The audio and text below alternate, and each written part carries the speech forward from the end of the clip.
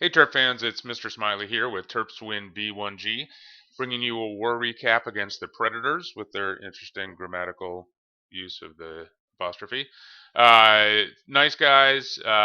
We kind of took them behind the woodshed on this war, but we went over to talk to them afterwards, and a couple of them are guest warring with us now in the Deuce. So they did have their share of good attacks.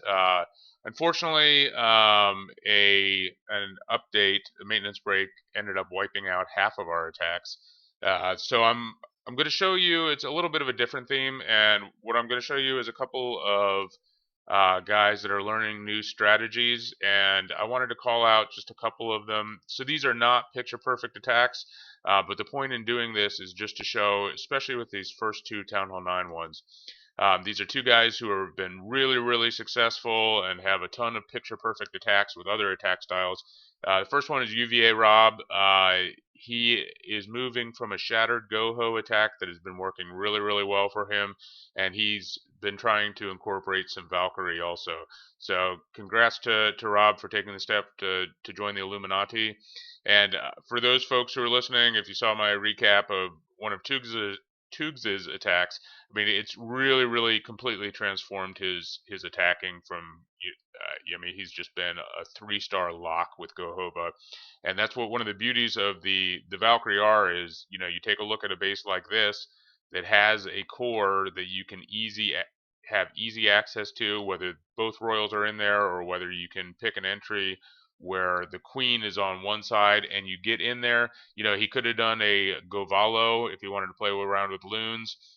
He's been trying to perfect the Valkyrie strategy, but one of the things that I like so much about the Govaho is, especially when combined with these nice high heroes, the Valkyrie just chop up so much of a base that it's easy to you can make mistakes on a base as you're learning to perfect with this strategy and still get a pretty nice 3-star. So what he's going to do is he did a little bit of an interesting with a pre-drop of wizards to clear out some trash. It didn't hurt him. There's nothing out here that can hurt the wizards. On the other hand, it didn't really help him, and so he's going to drop a couple of golem that get into here. Wizards are, of course, going to clean away the trash. I think he drops a jump somewhere around here.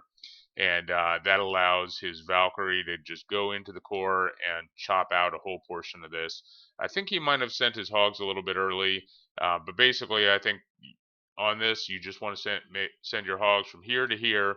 Make sure you get the whatever the southernmost defense that is still standing and the northernmost defense. And the reason why you want to do that is so that you don't have anything that has to circle around and come from behind. So if you're dropping it in a point drop here, they might run around here, and then at the end of this, they have to circle back to get these couple of defenses. And not only is that going to eat into your clock time, but then that means that there are some traps that maybe they ran through on the first go that are going to get them, and it's going to really hurt your cleanup. So Rob does a nice job, I think, on that. Let's go ahead and start watching the replay. So there we are again with the wizard pre-drop. I mean, it's better to pay too much attention to funneling with Valkyrie than not enough. But that's what you want to do with Valkyrie in particular. You want to make sure you get the wizards on the outside of the golem, not the inside. That way they have something to cling to. Didn't really need the wall breakers, but they didn't hurt very much, and they can just help funnel through. Pekka's going to come out of the clan castle and do a number on his golem. I think that was a little bit of a surprise that he didn't get his poisons off there. But once the Valkyrie come in, they're just going to chop up that Pekka. The Queen's going to help with that. Just going to start clearing out the troops and some trash buildings, and there come the hog wall. So really nice heal there that overlaps his kill squad and the hogs. Really nice heal on the hogs up there. They're just chopping through that center. It's a packed center with not too much room for double giant bombs. Ended up getting hurt a little bit too much there. I think it was a little bit late on that last heal drop, and it cost him a bunch of hogs. But like I said, especially when you're learning a new strategy, it's a lot more fun to get 3 stars when you're learning a strategy and learn and still be able to learn from your mistakes than getting 1 stars. And I think Valkyrie combined with high heroes and an attacker who clearly knows what he's doing in general, and it's enough that your first 3 or 4 attacks of GoHoVa, if you're switching from a different attack strategy, are probably going to look a little bit rough, but once you get those attacks down, it just becomes brutal, and you end up having 6 Valkyrie left over, 10 hogs left over, and you're just crushing it. So it's fun to do the learning process when you're still getting wins. Good job, UVA Rob there. Sweet attack. There's the Gob Squad going to work, and nice cleanup.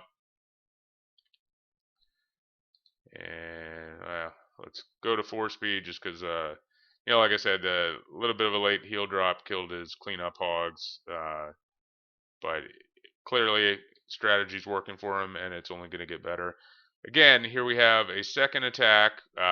MC Terp is one of the first guys that when I joined the clan and I had kind of stolen the GoHoVa from Turtle Power when I was still in Terp's ACC. He was kind of my GoVaho or GoHoVa mentor there, and brought it here.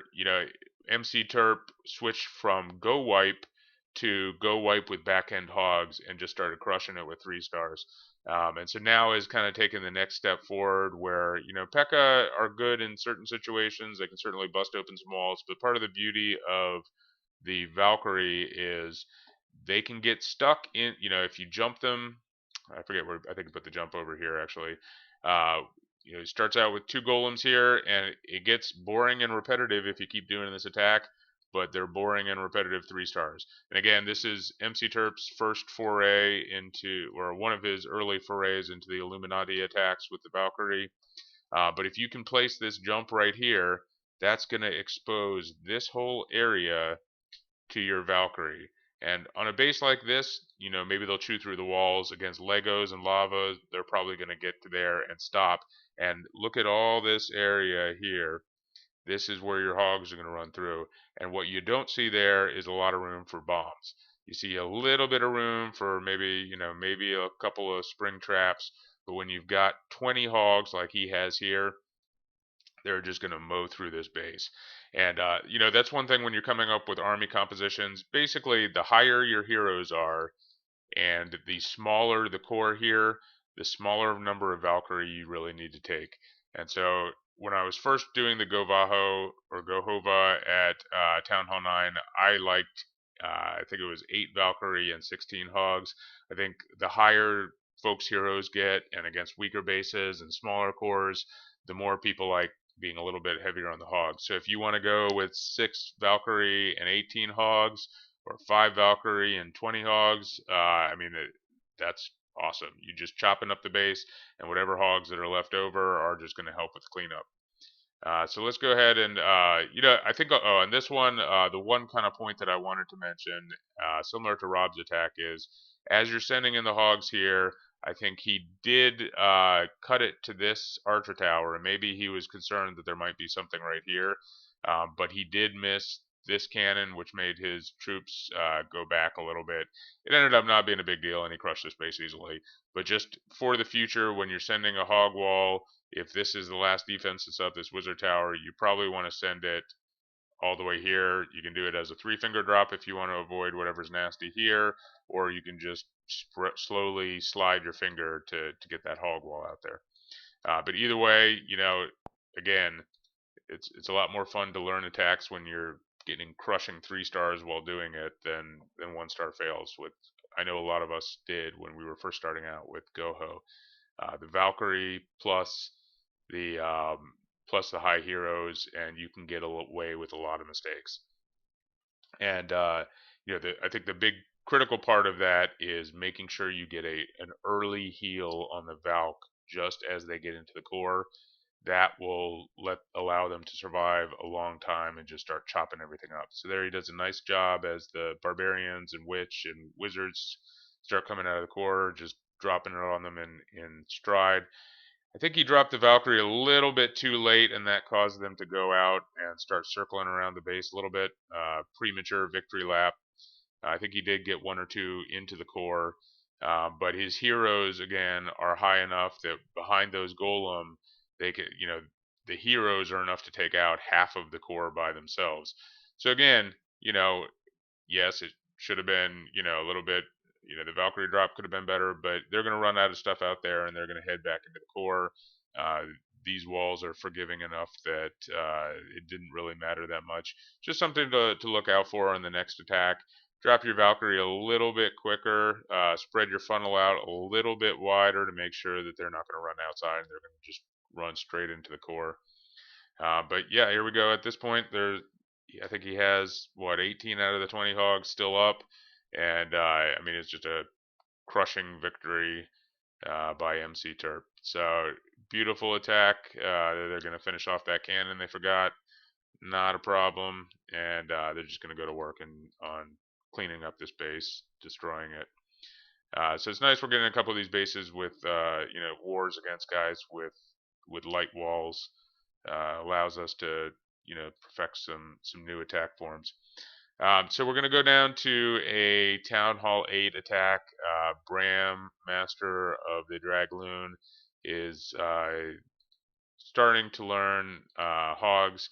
I think every Town Hall 8, when you first start out, dragons are just so dominant against weaker Town Hall 8s that it's a no-brainer to just keep on doing them.